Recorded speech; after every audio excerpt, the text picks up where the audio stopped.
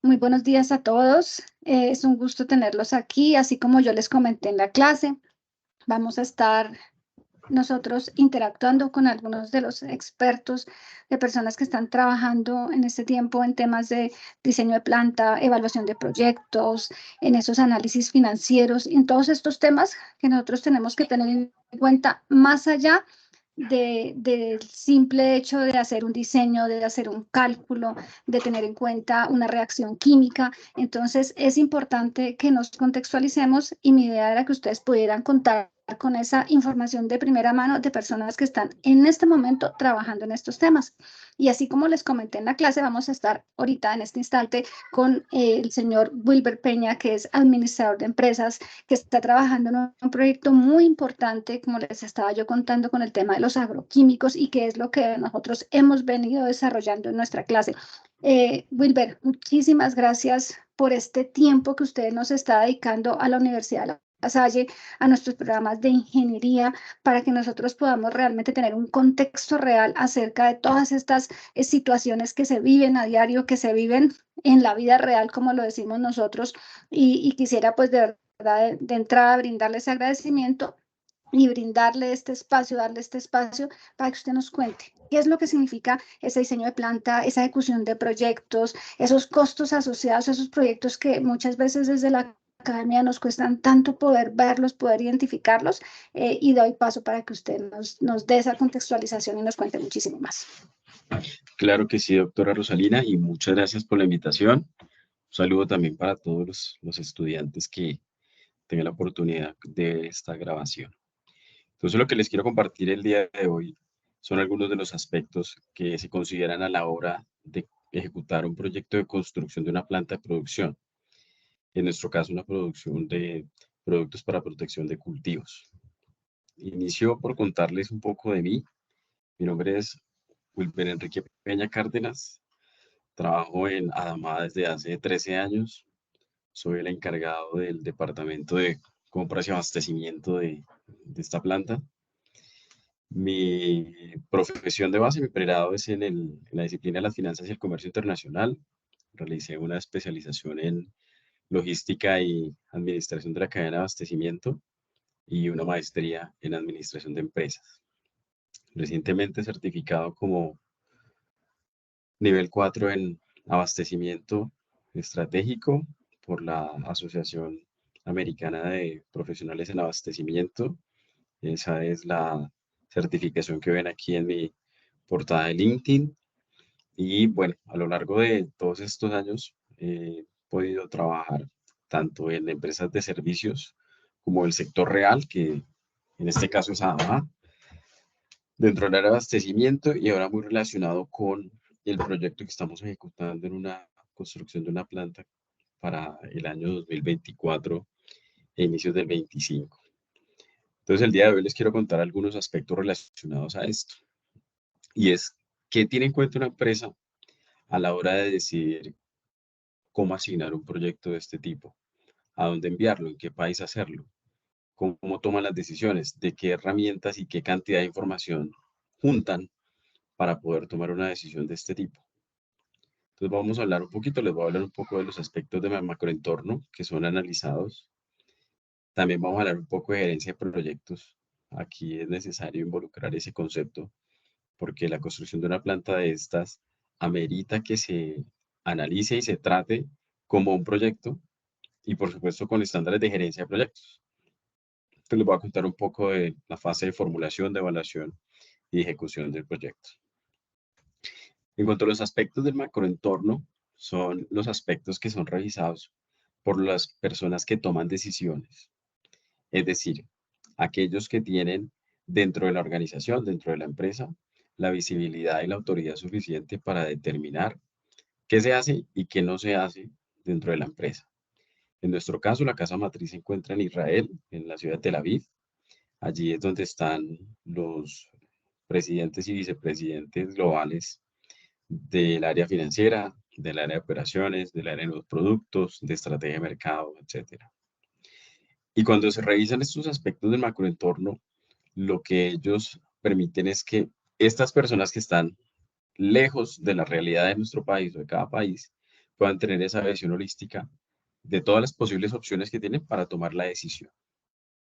Hay muchas matrices para este tipo de decisiones, hay muchas herramientas pedagógicas también y metodológicas para poder hacer esos análisis. Yo les quiero hablar hoy solamente de una que se llama PESTEL, o también en la literatura la van a encontrar como matriz PEST, y lo que evalúa son distintos aspectos que en conjunto ayudan a que los que toman decisiones puedan tomar sus decisiones. La matriz PESTEL revisa aspectos políticos, económicos, sociales, tecnológicos, ecológicos y legales. Eso traduce en esas siglas. Desde el punto de vista político, se revisa todo lo que tiene que ver con la condición política del país que se está analizando. Ustedes dirán, bueno, pero esto tiende a ser subjetivo. Sí, pero cuando la matriz, y ustedes que lo van a explorar muy juiciosamente más a fondo, se van a encontrar que todo esto se puede cuantificar, se puede calificar, se le puede asignar valoraciones, ponderaciones, para que al final se pueda estimar cuál de todos estos elementos representa un riesgo para la organización o en qué nivel de riesgo puede la organización tomar la decisión de hacer el proyecto o no hacerlo. En el caso político de nuestro país, pues se estimó que la estabilidad política con los más y los menos que vimos en nuestro país desde hace muchos años, presenta condiciones estables. Es decir, no hay cambios desde las políticas macro del país para que la organización hubiese estimado que no era conveniente hacer el proyecto. Aquí, afortunadamente, tenemos una estabilidad política. Si bien es cierto que tuvimos un cambio de gobierno hace un año, 2 años, de una tendencia que venía hace muchos años gobernando la nación, tampoco fue un impedimento para que desde Israel pensaran que pudiese ser esto un impedimento para asignarle el proyecto aquí a Colombia. Cuando se hacen las evaluaciones económicas, pues allí por supuesto que se revisan aspectos macroeconómicos. Por ejemplo, la inflación. ¿Cuál es el nivel de inflación del país? ¿Cuál es el nivel de IPC, índice de precios para el consumidor, de IPC, el índice de precios al productor, la tasa de cambio, cuál es el dólar, la fluctuación del dólar, cuál es el precio o el valor del salario mínimo legal de cada país, aspectos económicos que permitan luego hacer la evaluación económica del proyecto. En cuanto a aspectos sociales, lo que se evalúan allí son aspectos demográficos, aspectos de estilo de vida, y hay países a los cuales no se les han asignado proyectos precisamente pensando en que sus condiciones sociales no son estables. Por ejemplo, si hubiesen decidido realizar este tipo de proyectos en países de África, en países de Lejano Oriente, Medio Oriente, hubiesen podido pensar en la inestabilidad social que hay allí derivada de las políticas y derivada de las condiciones macroeconómicas del país. Por eso lo miran todo como un conjunto. Cuando todo eso detona en aspectos o comportamientos sociales que puedan ser adversos a una empresa. Nosotros lo vivimos aquí en Colombia hace un año o 2 años, en el 2021, ¿verdad? Con el estallido social que se llamó, con paros en los cuales la industria ha sentido bastante como este aspecto social pesa mucho. Cuando hay paros y bloquean las carreteras, no se pueden movilizar los vehículos de carga con materias primas, no se pueden entregar los pedidos a los clientes, no hay movilidad de abastecimiento, hablando inclusive de alimentos, ¿verdad? Desde el punto de vista personal, pues de la vida de cada uno de nosotros y de nuestras familias. Estos aspectos sociales tienden a tener una gran importancia a la hora de tomar este tipo de decisiones. Dentro de esta matriz también se analizan aspectos tecnológicos, y tecnológicos no solamente hablando de las máquinas, de la tecnología de las máquinas o de inteligencia artificial o del Internet de las cosas o del machine learning, no solamente se piensa en esto. En este aspecto tecnológico también se revisa bastante el conocimiento de las personas, es decir, hay profesionales capaces en ese país para gerenciar un proyecto de este nivel. Hay profesionales capacitados en ese país para gerenciar una planta. Hay profesionales capacitados allí en ese país para fabricar, no solamente construir la planta, es ponerla a andar y es mantenerla funcionando. Cuando estos aspectos tecnológicos se revisan a ese nivel, entonces también hay países que son descartados por su escaso nivel de preparación. Y es donde atamos a los componentes sociales. Pueda que hoy haya muy buenos profesionales, profesionales de 40, 50 años, que dentro de 10 o 15 años ya están jubilándose. Y el componente social, demográfico, si la tasa demográfica es decreciente, va a llegar a un punto de quiebre en el cual no va a haber una renovación generacional de nuevos profesionales que puedan administrar la planta desde todas sus especialidades. Entonces vemos como todo se empieza a atar, todo empieza a entrelazarse una cosa con otra. Llegamos a un componente que es el ecológico. Ecológico o ambiental también se puede encontrar en inglés. Y este componente lo que conlleva a analizar es justamente cuál es el comportamiento de los recursos del país, no porque el proyecto sea consumir recursos, sino porque el punto de vista del país en cuanto a sus recursos puede limitar la ejecución del proyecto o no. Entonces, si hay una política en la cual se quiera restringir el uso del agua, puede ser un impedimento o un stopper del proyecto. O les cuento un ejemplo en China, año 2019, 2020. China tuvo un problema de energía derivado por la baja cantidad de agua que tenían en sus hidroeléctricas. Entonces lo que hizo China fue asignarle a cada provincia industrial una cantidad de energía que podían ellos utilizar como quisieran. Es decir, que a cada planta de producción le asignaron un cupo de energía y esa planta de producción no iba a tener más energía, proveída de su proveedor de energía. Entonces tuvieron que tomar decisiones de operar solo 15 días y apagar la planta otros 15 días, o de trabajar solamente un turno al día, o de empezar a implementar otras fuentes generadoras de energía. Ese aspecto ecológico, ese aspecto ambiental, también se considera a la hora de tomar decisiones de este tipo dentro de las organizaciones. Y finalmente, un aspecto legal, que es pues todo lo que tiene que ver con permisos, con licencias, con normas, con legislación de cada país. En nuestro caso, ¿cuáles son las normas legales de construcción? Hablando de construcción, de paredes, de techos y de ventanas. ¿Cuáles son las normas ambientales para poder obtener una licencia ambiental para operar una planta de este tipo? En nuestro caso, ¿cuál es la legislación laboral? Si la legislación laboral es o no eh, propicia para que se den más negocios. Y todos los aspectos legales que ustedes puedan imaginar, inclusive hablando de las especificaciones propias del producto, porque si el producto dentro de su fórmula, dentro de su receta de fabricación, tiene algún componente que es prohibido legalmente, por ejemplo en Colombia hay organizaciones, entidades como Indumil, regula todos los componentes químicos que pueda ser utilizado en la fabricación de armas o explosivos. Y si Indumil un día dice que se prohíbe la importación de uno de esos componentes, o si dentro de la evaluación del proyecto se identifica que uno de los componentes químicos está prohibido por Indumil o está prohibido por el Consejo Nacional de Estupefacientes, sencillamente el proyecto podría morir ahí.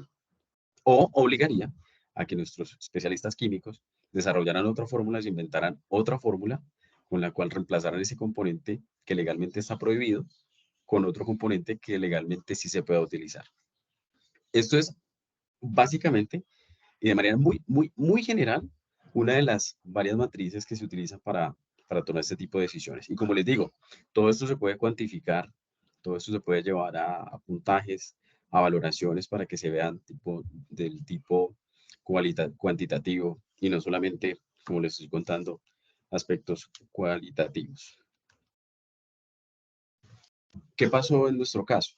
Después de que nuestros presidentes y vicepresidentes revisaron el proyecto, revisaron los aspectos macro, lo consideraron viable inicialmente, entonces dijeron, ejecuten el proyecto, pónganlo entonces en términos de un proyecto, es decir, hay que gerenciar un proyecto, hay que ponerlo en esos términos.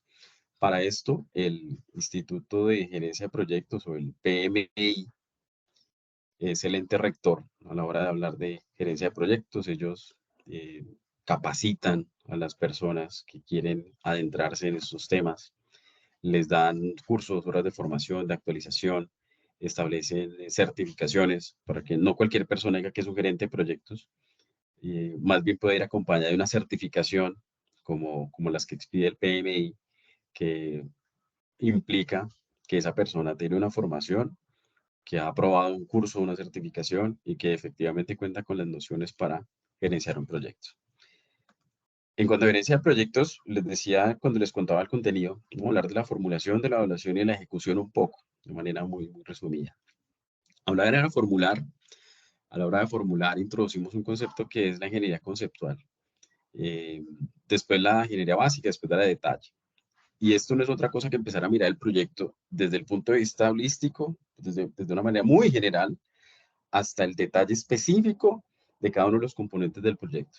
Pero cuando estamos hablando de la formulación, empezamos apenas a mencionar la ingeniería conceptual, es decir, la generalidad, visto desde muy arriba.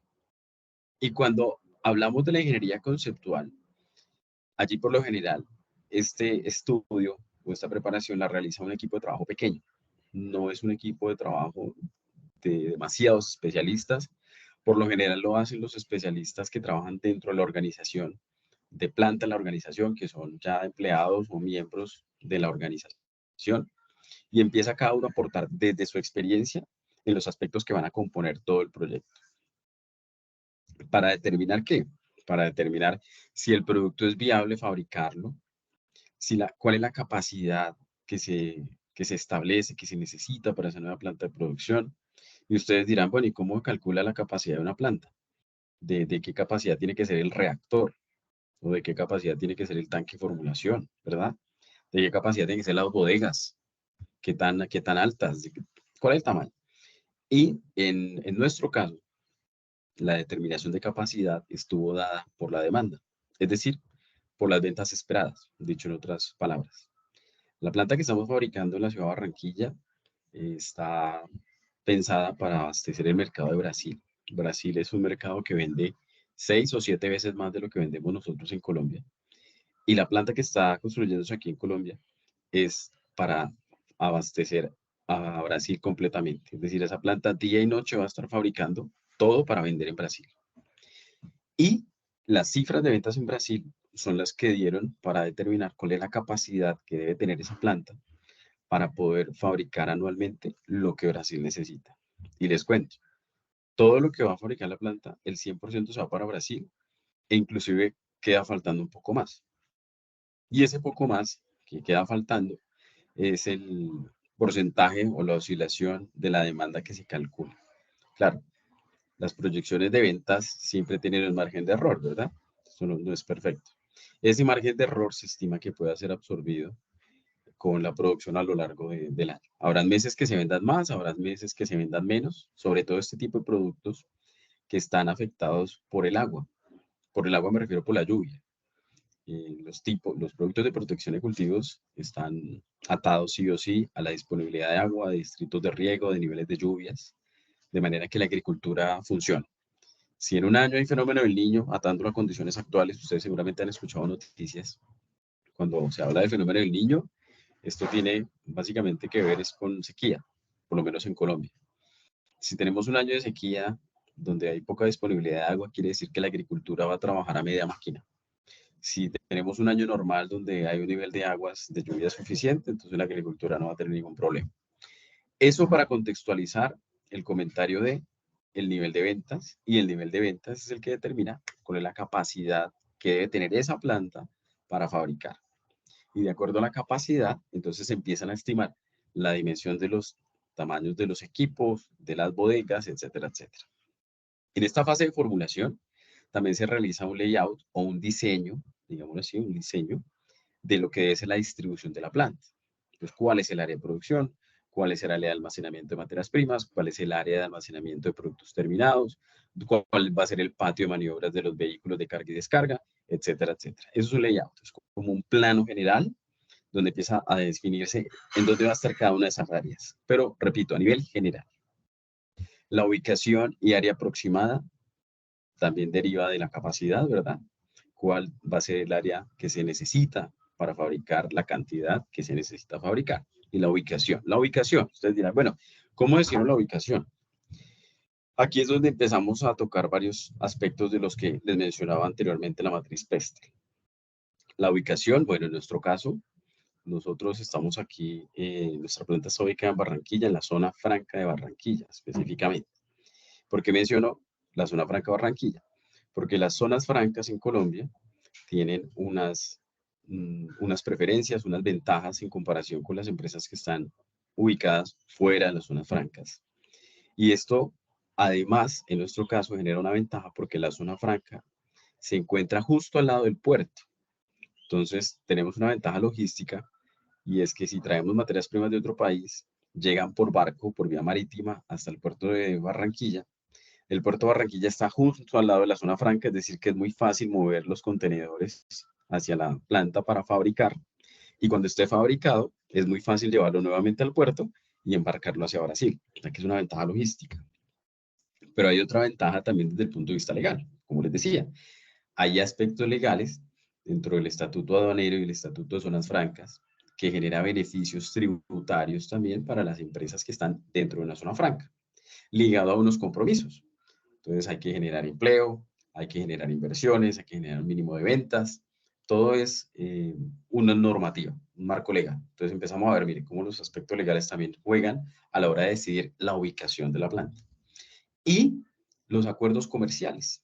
Entonces, las políticas, el aspecto político también, político-económico.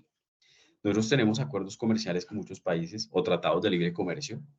Hay, hay comentarios, claro, a favor y en contra de los diferentes tratados que se han establecido con tantos países, pero hablando específicamente de Brasil, tenemos un tratado en el cual los productos que son de origen colombiano entran a Brasil pagando cero impuestos. Es decir, tenemos una ventaja a la hora de introducir nuestros productos en el mercado de Brasil, porque allá no van a pagar un impuesto de importación o el arancel de importaciones, tal vez ustedes lo hayan escuchado con esa denominación de arancel de importaciones. Mientras que los productos que van desde la China, desde la India, en Brasil, este tipo de productos están pagando entre 10 o 15% de impuestos, que si ponemos eso en términos de dinero, son bastantes millones de dólares. Eso hace entonces que una empresa de este tipo opte por decidir en dónde va a ubicar su planta, teniendo en cuenta aquí un beneficio tributario también. Dentro de esta fase de formulación, pues ya ustedes lo leyeron ahí, se establece la lista de equipos. ¿Qué equipos necesitamos? ¿Qué equipos necesitamos para la fabricación, para la movilización de carga, para el almacenamiento? ¿Qué equipos necesitamos para cumplir con las normas ambientales, para la captura de polvos, para el tratamiento de aguas, etcétera, etcétera? ¿Qué disponibilidad hay de materias primas? Vuelve, les decía, que materias primas son o no son reguladas, son prohibidas, son controladas. Todo esto se empieza a analizar en esta fase de la formulación. Y todo esto nos lleva sí o sí a hablar de plata, de presupuesto. ¿Cuánto valen los equipos? ¿Cuánto valen las materias primas? ¿Cuánto vale el lote, el terreno en el cual se va a construir la planta? ¿Cuánto vale la obra civil? Las columnas, los ladrillos, los techos, etcétera, etcétera. ¿Cuánto vale los honorarios del equipo de gerencia del proyecto? Todo eso se lleva a un presupuesto. Y por supuesto, a una línea de tiempo. Ahorita vemos por qué es importante la línea de tiempo a la hora de hacer la evaluación. Y esa línea de tiempo, pues no es otra cosa que un cronograma, ¿verdad?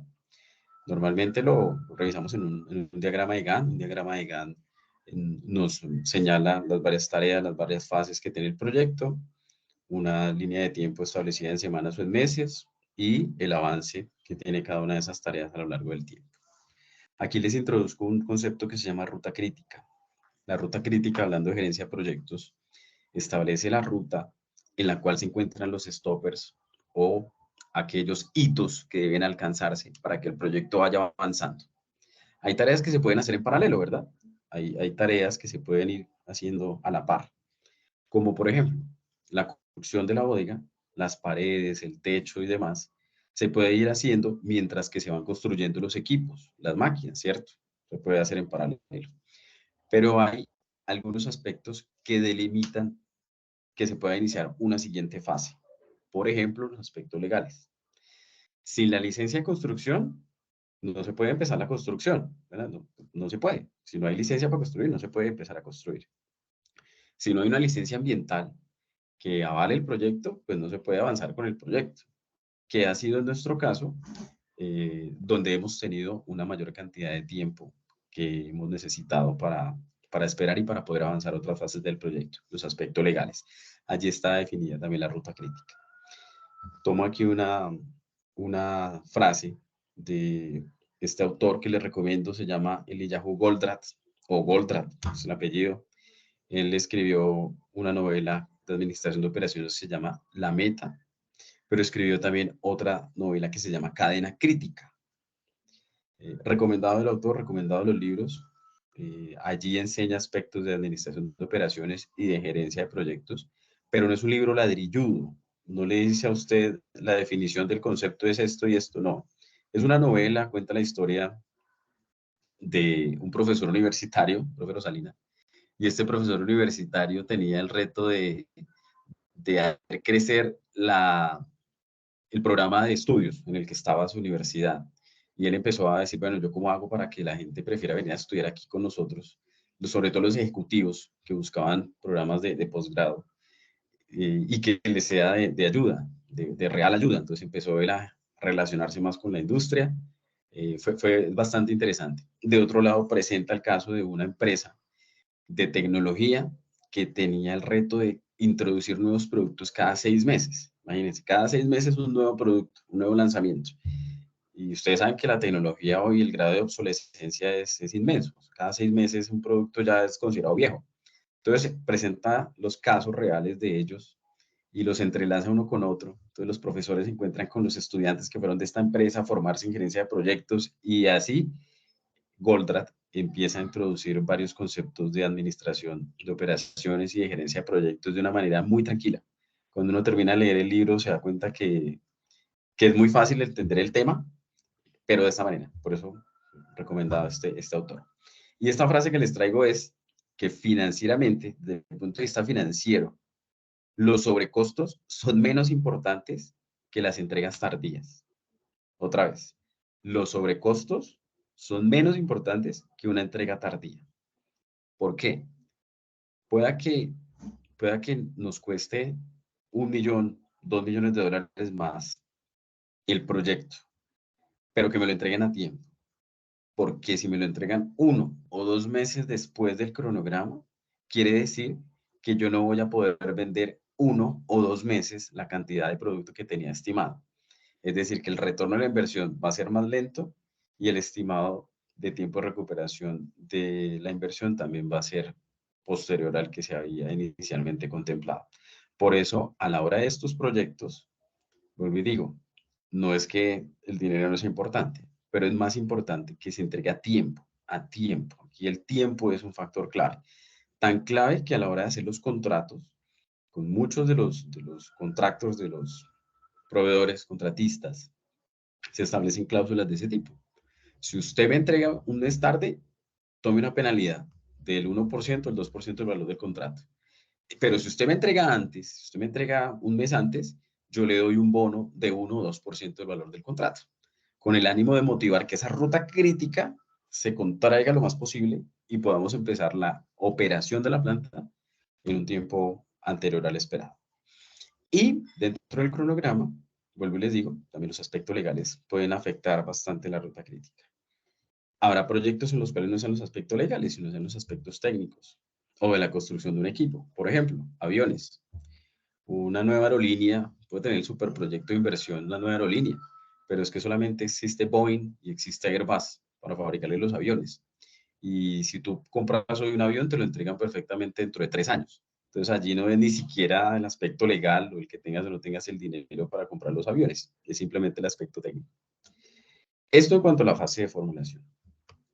Cuando pasamos a una fase de evaluación, uno de los temas más críticos es el aspecto financiero. No el más crítico ni tampoco el único que se evalúe, pero es, obviamente, estamos hablando de empresas para ser empresa, la evaluación del proyecto desde el punto de vista financiero. Hay muchos indicadores, muchas formas de verlo, pero por lo general lo que se revisa es el retorno de la inversión, es decir, de los 10 pesos que voy a invertir, ¿cuánto me voy a ganar? Y en un término de tiempo, ¿verdad? El término de tiempo de qué depende? Depende de cuánto tiempo considero que voy a poder vender ese producto, si es 5, 10, 20 años, o cuánto es el tiempo que legalmente voy a poder vender ese producto. Para el caso de este proyecto se estima que sean unos 5 años. Es decir, que sean solamente 5 años los que opera esa planta fabricando ese producto. Dentro de 5 años se van a tener que hacer unas adecuaciones para poder usar la misma planta, pero fabricar otros productos diferentes, tal vez no para Brasil, para otros mercados.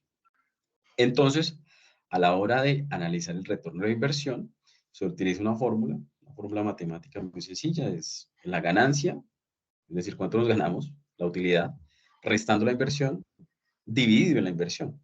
Y esto me indica cuántas veces tengo un retorno de inversión. Es decir, de los 10 pesos que invertí, cuántas veces recupero esa inversión. Si es 2 veces, 3 veces, pues esto lo multiplicaré así mismo por la cantidad de la inversión que realice. En el ejemplo, si invertí 10 pesos y el ROI es 3, quiere decir que este proyecto me dejará ganar 3 veces lo que yo invertí, con una ganancia del 300%, como lo quieran ver. Y otro de los aspectos también importantes desde el punto de vista financiero es el periodo de recuperación de la inversión, es decir, el tiempo. ¿En cuánto tiempo recupero lo que invertí? Los 10 pesos, ¿cuándo los voy a tener de regreso? ¿En un año? ¿En año y medio? ¿En 2 años? ¿Cuándo los tengo? En nuestro caso, ustedes dirán, bueno, si entonces es 5 años el proyecto, pues la inversión, la recuperación tiene que ser antes de los 5 para poder ganar algo, ¿cierto? Uno no invierte para quedar en punto de equilibrio, uno no, como dicen por ahí, uno no compra pan para vender pan.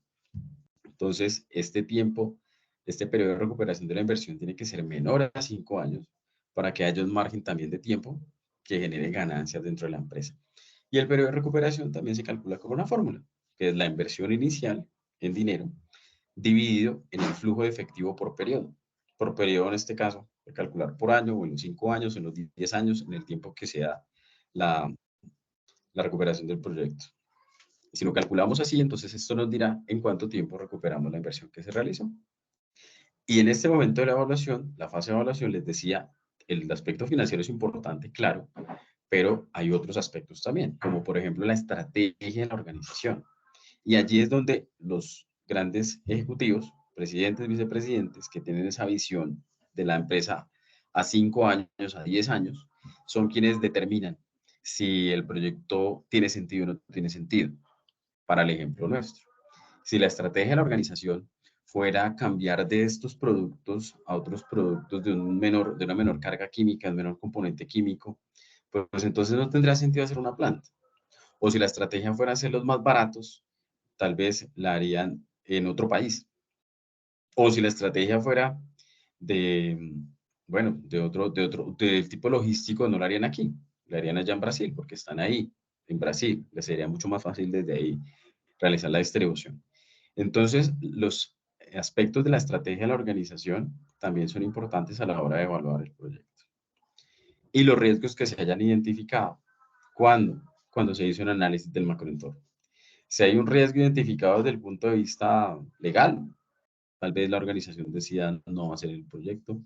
Si hay un riesgo identificado desde el punto de vista demográfico, les decía, si hoy tenemos ejecutivos muy buenos que ya tienen 50 años y en 10 años se jubilan y la tasa demográfica es decreciente, es decir, no hay jóvenes, no hay personas preparándose para poder reemplazarlos, tal vez la organización considere que no es conveniente hacerlo, porque hoy tenemos muy buenos ejecutivos, muy buenos talentos, pero en 10 años no va a haber. Entonces ese riesgo lo mitigan o simplemente lo consideran suficientemente válido para no aprobar un proyecto. Y otros aspectos también como las tendencias del mercado. Si el mercado tiende a empezar a utilizar otro tipo de productos, es decir, si la tendencia a la venta es a bajar, a crecer, pues entonces tampoco tendría sentido hacer un proyecto de este tipo. Esto en la fase de evaluación. Y en la fase de ejecución, aquí en la fase de ejecución, es donde ya vemos que el equipo del proyecto es mucho más grande. En la formulación les decía, es un equipo pequeño, por lo general son personas que ya trabajan dentro de la empresa, y dentro de su conocimiento de la empresa y de su profesión, de su especialidad, empiezan a aportar. Pero para la ejecución del proyecto se necesita un equipo de proyecto. Y este equipo de proyecto está liderado pues, por un gerente de proyecto, obviamente.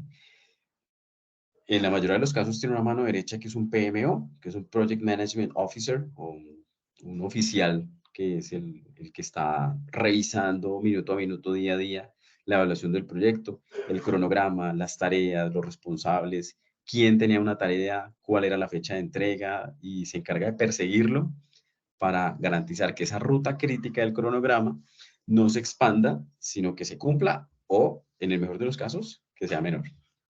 Y aquí es donde empiezan a involucrarse especialistas en distintas áreas, que ya no son personas solamente que trabajen dentro de la empresa, sino que en muchos casos se contratan personas para que se dediquen exclusivamente a trabajar en el proyecto.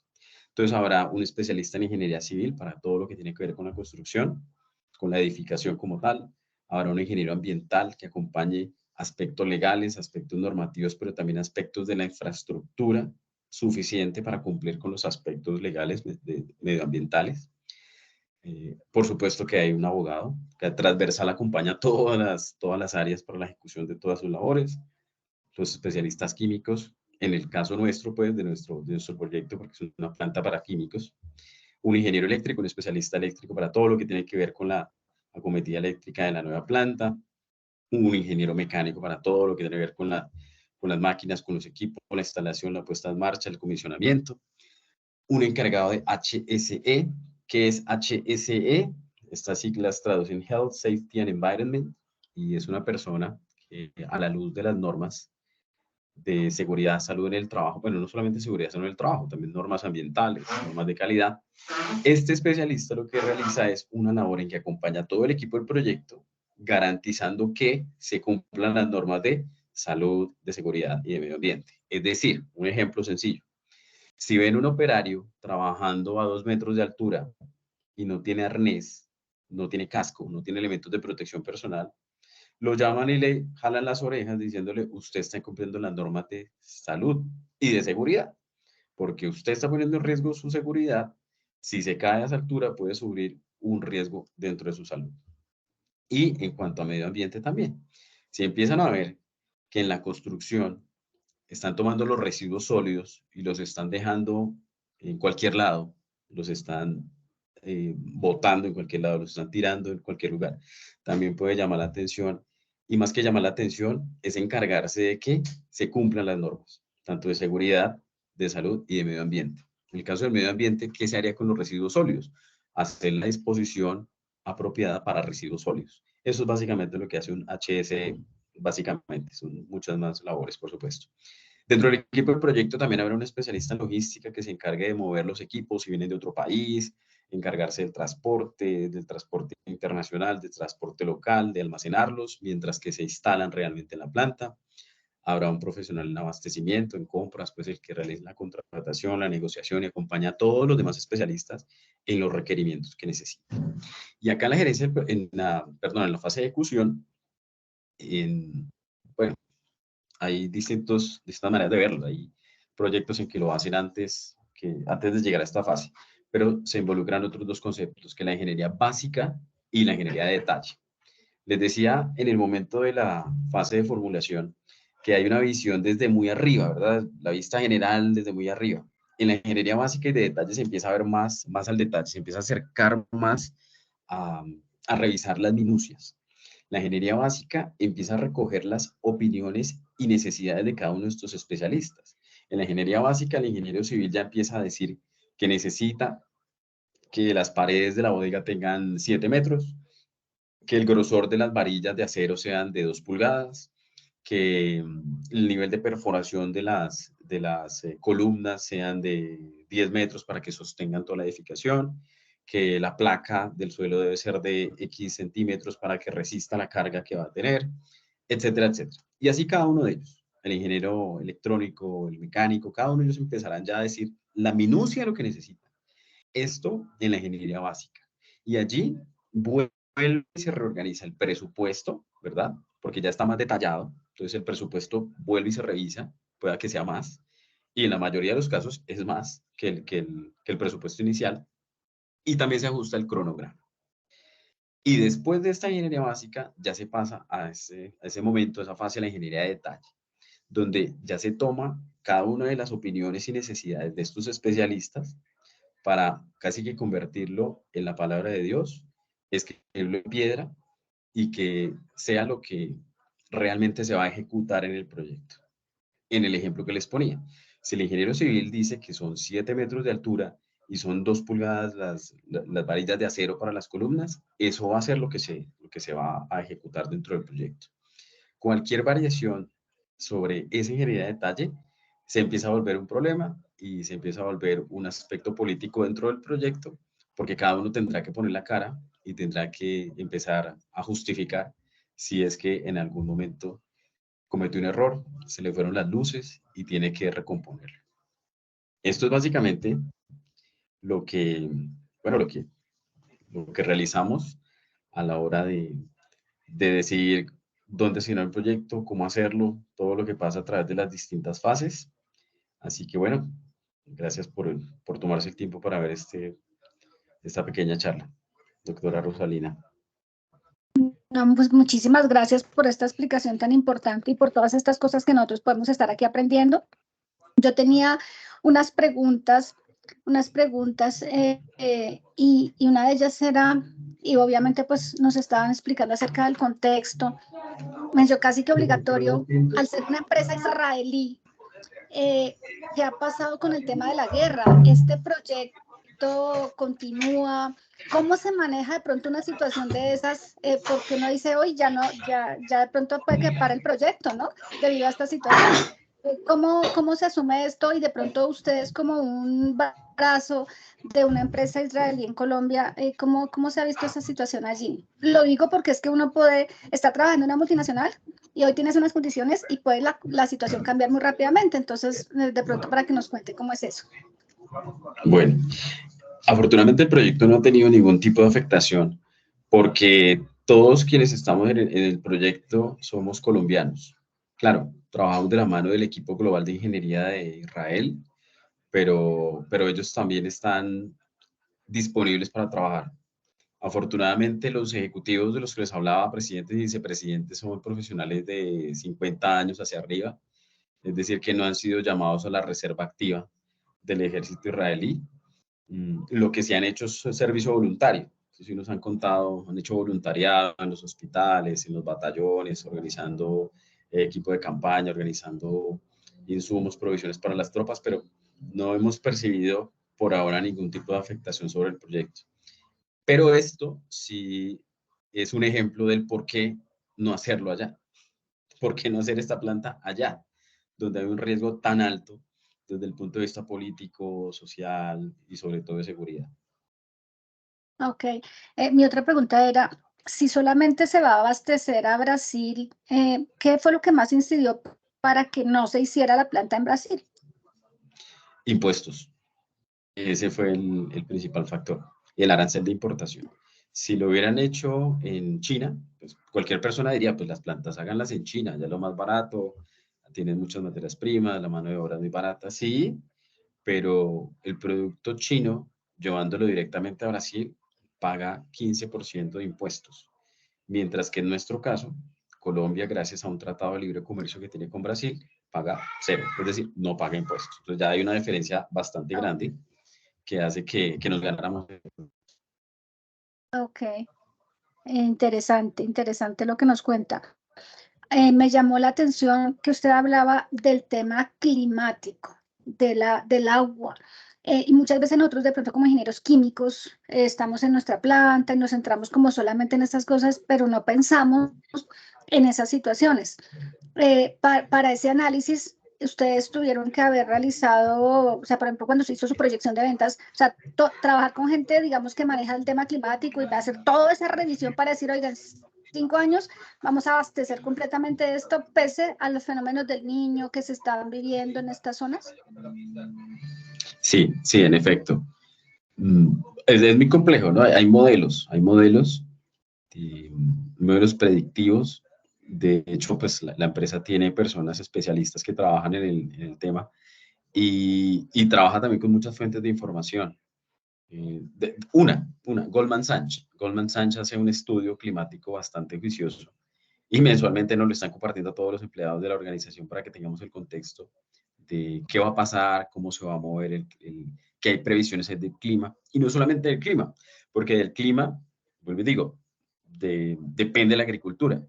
Y de la agricultura depende el precio de los alimentos. Y el precio de los alimentos depende del costo de vida, la inflación. Es decir, esto es una cadena en donde hay que ponerle el ojo ahí sí o sí.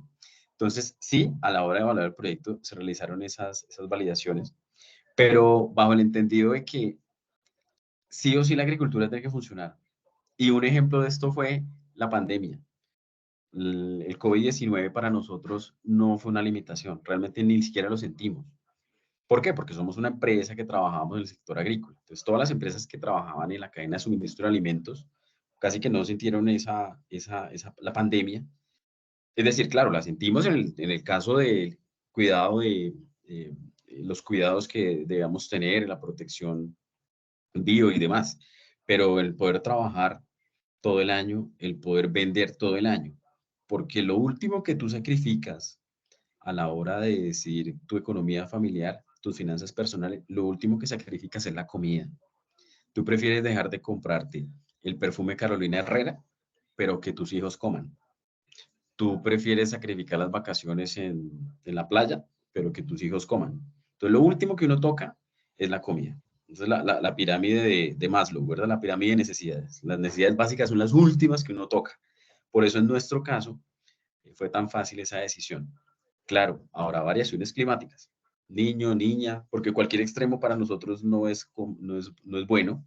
Sin embargo, la comida es algo que sí o sí toda la vida vamos a necesitar. Entonces, la respuesta es sí, sí se tuvo en cuenta, claro. Bien interesante. Dentro de la explicación también nos hablaba cómo hay diferentes profesiones que están allí en llave, el ingeniero químico, el eléctrico, el mecánico, el abogado. ¿Cómo es trabajar realmente en llave? Porque a veces desde cuando estamos nosotros estudiando, pues está uno con sus compañeros, como viendo esas temáticas muy afines a uno. ¿Cómo es ese trabajo que yo tengo que poder hablar con el civil, con el eléctrico, con el abogado? ¿Qué nos recomienda? Y en este tipo de proyectos, ¿cómo se hace el ejercicio? Hay que tener una mentalidad multidisciplinaria. Es decir, así yo sea químico, tengo que saber algo, mínimo, tengo que saber algo de economía, de administración. Así yo sea mecánico, tengo que saber algo mínimo de bases legales para no comprometerme con algo que no cumpla las normas. Entonces, primero, hay que ser multidisciplinarios. O sea, nos toca ver noticias, ponerlo en ese tema, nos toca estar enterados, ser multidisciplinarios. En el caso práctico de cómo se lleva el día a día, nosotros tenemos reuniones semanales donde nos juntamos todos, nos sentamos en la mesa todos. Y cuando mi compañero el ingeniero ambiental levanta la mano diciendo que necesita algo, que necesita un estudio, que el proveedor no está cumpliendo con lo que necesita, entonces yo, que soy del área de compras, de abastecimiento, el que hago las negociaciones, soy el llamado a sentarme con el proveedor a jalarle a las orejas, porque no nos está cumpliendo con lo que necesitamos. Entonces, en esa mesa donde nos sentamos todos a hablar abiertamente, es donde se dan esas interacciones para entender de qué manera yo le hago la vida más fácil a mi compañero, al otro miembro del equipo. Por eso trabajamos como equipo. Esa creo que es la manera más fácil. La comunicación tiene que ser totalmente abierta. Y inclusive en el caso de que a alguien se le van las luces. Es tan bueno tener esa buena comunicación que cuando a mí se me van las luces y voy y le digo a alguno, oye, cometí un error, ayúdame. No me eches al agua, no me pongas el pie encima del cuello, más bien ayúdame a solucionarlo. Entonces, tener esas buenas relaciones es muy importante. Y aquí es donde dejamos a un lado un poco las ciencias naturales para hablar un poco también de lo que las organizaciones hoy por hoy están observando. Ustedes se están formando como ingenieros, pero qué importante también que se ocupen un poquito en aprovechar lo que la universidad les brinda en otras habilidades, las habilidades blandas. Si ustedes van a mirar hoy una hoja de una convocatoria laboral, claro, les dicen que ustedes tienen que tener competencias duras. El conocimiento es su ingeniería, pero también les van a pedir que ustedes sean hábiles en trabajar en equipo, que haya un mínimo de inteligencia emocional, comunicación asertiva, ese tipo de habilidades blandas que las organizaciones hoy están valorando más. Entonces, la invitación también para que se interesen por ahí por leer y aprender un poco de ello. Ok, muchísimas gracias. Y había algo que nos comentaba acerca de permisos, como la licencia ambiental. Muchas veces nosotros en este tipo de proyectos no lo pensamos y de pronto el ingeniero ambiental piensa en eso. pero nos está afectando a todos de pronto al momento de no poder empezar un proyecto de estos. ¿Cómo se tiene que tener en cuenta este aspecto? Porque hoy en día pues el tema ambiental es muy limitante. ¿Cómo lo manejan ustedes también? Y por ejemplo en estos términos de una licencia, ¿cómo yo desde lo civil, cómo yo desde lo eléctrico, cómo yo desde lo químico me afecto y necesito involucrarme también en este tema, por ejemplo, del permiso de la licencia ambiental? Esa es, creo que, y en la realidad ha sido, en nuestro caso, lo que ha dilatado un poco la ruta crítica de la que les hablaba, en la obtención de la licencia ambiental. Sin cumplir los requisitos legales, no avanzamos, no podemos avanzar, no podemos arriesgarnos a ello. En cuanto a lo ambiental, nos enfrentamos a una organización pública, una entidad pública, ¿verdad? Que en la mayoría de los casos no tienen criterios del todo establecidos y puede variar de un funcionario a otro funcionario. Entonces, lo que un funcionario hoy pensó que tal vez era lo que el proyecto necesitaba, cuando lo revisa otro funcionario, encuentra que había algo más. Y eso nos hemos encontrado a lo largo del proyecto. Entonces, nos han hecho repetir estudios que ya habíamos hecho. Por ejemplo, un estudio arqueológico. Entonces nos dijimos, caramba, pero un estudio arqueológico, ¿será que vamos a encontrar fósiles allá al lado del mar? Y si los encontráramos, ¿qué pasa? ¿Qué tanto influye esto? Pero entonces cuando nuestro ingeniero ambiental levantó la mano y dijo, oiga, nos toca hacer un estudio arqueológico. Entonces, oiga, compra, mire a ver quién hace un estudio arqueológico. Llame allá a Steven Spielberg a ver si le recomiendas a alguien de Jurassic Park que busque eso. Entonces empezamos a ver cómo entre todos nos empieza a afectar. Nos hicieron algunos requisitos, o nos requirieron más bien, el garantizar que la planta va a tener ciertos equipos para el tratamiento de residuos, tratamiento de aguas, residuos sólidos, es un producto sólido, entonces va a tener bastantes partículas, entonces debemos garantizar que todas esas partículas sean absorbidas, tengamos un equipo que pueda hacer la absorción de todas esas partículas y no haya emisiones ni liberaciones al medio ambiente. Hay filtros un filtro de carbono activado que ha sido bastante polémico dentro del proyecto.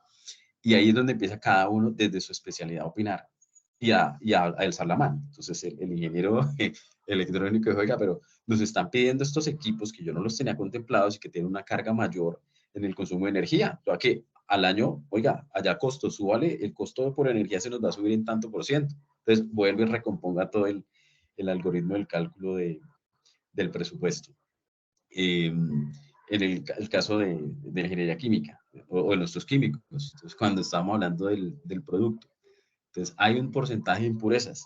Entonces, oiga, y ese porcentaje de impurezas, ¿no será que podemos conseguir una materia prima que tenga un mayor grado de concentración para que el porcentaje de impurezas sea menor? Entonces, vuelvan a hablar con los proveedores para que los proveedores sean los que recompongan su hoja de formulación. Así que cada decisión o cada idea que son muy buenas, tienen un impacto en las demás áreas o en las demás especialidades. Pero les digo, en la medida en que la comunicación sea clara y que el equipo gerente del proyecto esté de acuerdo, se hace. Porque lo que menos se quiere es dilatar el cronograma del proyecto o impactar de una manera negativa el presupuesto y el costo. No, pues muchísimas gracias. Y mire o sea, usted es un ejemplo de lo que estamos nosotros aprendiendo porque, pues, escuchándolo hablar de filtro de carbono activado, escuchándolo hablar de impurezas, pues, obviamente es algo que indica que hay un trabajo en equipo y que todas estas cosas hay que aprender. Agradecerle nuevamente, Wilber, por esta oportunidad, por este espacio. Espero que mis estudiantes valoren, aprecien y tomen esta información para sus vidas prácticas, para su ejercicio profesional y pues no me queda más de verdad que invitarlo a la universidad para que en estos días de pronto venga, nos conozca. Estamos aquí a la orden también para poder ir mucho más allá hacia la empresa. De hecho, si en algún momento llegan a necesitar pasantes, practicantes de ingeniería química, ingeniería ambiental, industrial, eléctrica, mecánica, pues con mucho gusto aquí la universidad también está disponible porque lo que queremos es salir, queremos es mirar, aplicar y poder apoyar en algo que nosotros podamos hacer con nuestro conocimiento. Entonces, muchísimas gracias y en otra oportunidad esperamos pues volver a invitarlo y pues que pueda compartir con nosotros. Muchas gracias a ustedes, claro que sí.